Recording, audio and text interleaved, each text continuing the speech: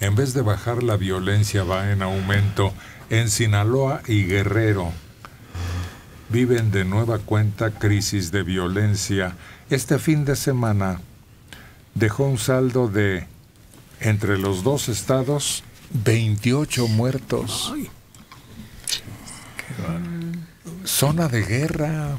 Se nos puede comparar según un estudio realizado por un organismo internacional, pero se apresuró el Estado mexicano a decir, no es cierto. Pues aquí está la prueba. A ver, que les pregunten a los familiares, huérfanos, viudas o padres de estos 28 muertos. En la primera entidad, durante el sábado y domingo, 5 homicidios en Culiacán, 5 en Mazatlán, 3 en Ahome, 2 en Guasave y 2 más en Navolato. 1 en El Fuerte y otro en el municipio de Culiacán. En lo que va del año, de acuerdo con autoridades estatales, 609 homicidios de una guerra interna por control de carteles. En Guerrero, este fin de semana, 9 homicidios. En Tierra Caliente, 14 bloqueos de caminos y carreteras con más de 100 vehículos. Está la cosa que arde. Y en vez de extinguir algo de esta violencia, parece que se incentivara por alguna razón.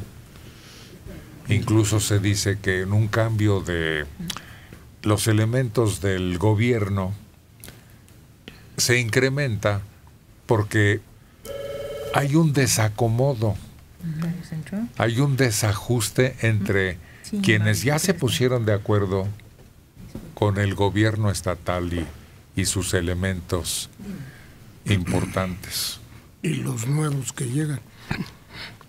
Pues es claramente un campo de batalla entre distintos grupos, pero parece no acabar nunca. No sé si... Mira, aquí está un reporte que viene de Acapulco. 4 cuerpos decapitados y 3 cabezas en una cartulina por los integrantes de los que actúan en esa área. Junto a esa cartulina con mensaje, con mala ortografía, en donde entendemos que fueron malos alumnos, pero buenos miembros del crimen organizado. Junto con esa cartulina abandonaron los cuerpos sin cabeza de 4 hombres y 3 testas. Porque si fuera crimen, simplemente, pero no se empeñan en que la crueldad ejemplifique todavía más a las víctimas. Y la represalia viene a ser todavía más cruel. El cuento de nunca acabar. Es un escalamiento constante de la virulencia. Qué lástima. Ahora, es Acapulco, que tiene no solo la pérdida de estas víctimas, sino que también se resiente un turismo que antes era base importantísima para aumentar nuestros caudales. Que se va desgastando. Aún el nacional lo piensa 2 veces antes de ir ahí. No, y es que con estos últimos bloqueos ya le piensas para ir a Acapulco. Y ese ensañamiento ahora de este grupo de los tequileros, porque van variando, pero como que van subiendo de categoría en cuanto a hazaña y en cuanto a maldad, ya no sabes cómo, de qué la alimentan, o sea, de qué se sirven para que meterle más, que será más terror a todas sus hazañas. Sigue peor a Acapulco, a pesar de que las autoridades digan lo contrario.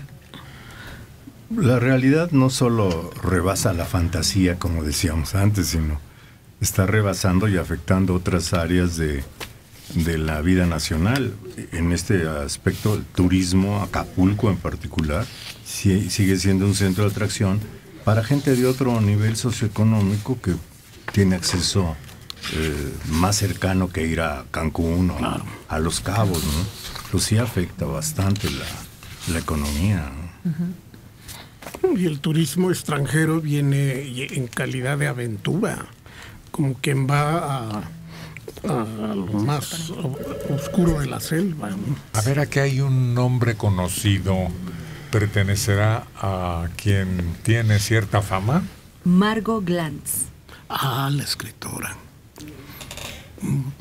Puede que sí, que nos esté Seguramente oyendo. una novelista notable. Y da una opinión. Leer noticias en México es como leer 1000 obituarios por segundo. Pero fíjese que pasó algo curioso.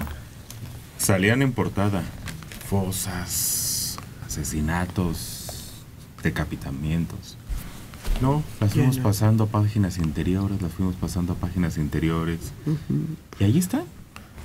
A lo mejor hay más, pero cada vez nos interesan muchísimo menos. En la prensa seria, pero ha surgido una prensa súper amarilla, en donde todo lo que platicamos aquí, los horrores que describimos ahí, están en primera plana y están las cabezas mostradas ahí, el cadáver todo destripado, todo lo en primera plana y a todo color. Y es el gráfico y el del Reforma. Aquel antiguo periódico, ¿se acuerdan de Alarma? Ah, cómo no. Y luego sacaron casos de Alarma, o sea, todavía como una selección de los de los más monstruosos, ¿no? No, pero ahí manejaban con un sentido del humor un poco desviado, estoy de acuerdo. Pero aquellos títulos de violóla, matóla y enterróla con una pistola. Pero yo creo que entonces no leen periódicos porque esos títulos siguen saliendo hoy. Sí, pero son muy burdos, no sé. Pero hoy le rascas y sigue habiendo lo mismo de la prensa. Un supuesto humor, pero ya en primera plana. Se lo escabecharon y está el pobre. Había una prohibición en las Islas Marías de no llevar ese tipo de literatura. Bueno, incluso cuando llegabas a una peluquería o a darte grasa, era lo primero que compraban quienes esperaban a su clientela. ¿Cómo no? Porque tal vez no podrías o no te atrevías a llevar a tu hogar con tu familia esas imágenes o titulares. Pero era más manejable leer la prensa que extender un periódico grande.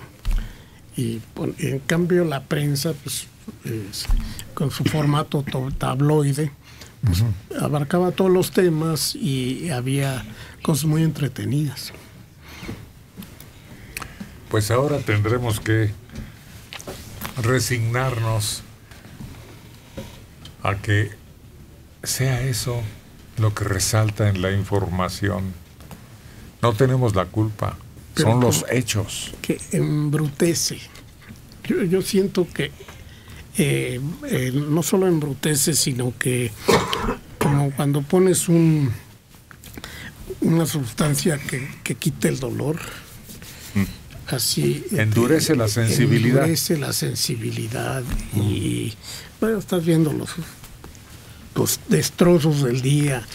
Es horrendo lo que esto está haciendo a una sociedad como la nuestra. ¿Pero de quién es culpa? Porque la obligación del periodista, del reportero, es ponerlo. Sí.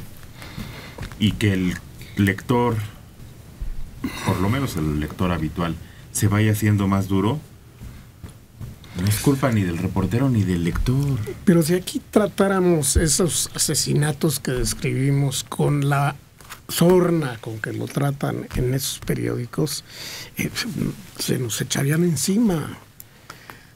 Pero imposible de cambiar, Mario. Mira, aquí nuestro reportero estrella Marcos Hipólito fue transformado en su nombre Le empezaron a llamar Muertos Hipólito. cae dentro de lo grotesco, Sí. lo humorístico. Sí, en un país ideal él estaría reportando inauguraciones de obra, mejoras a la sociedad, aperturas de escuelas, eventos de ese tipo, ¿no?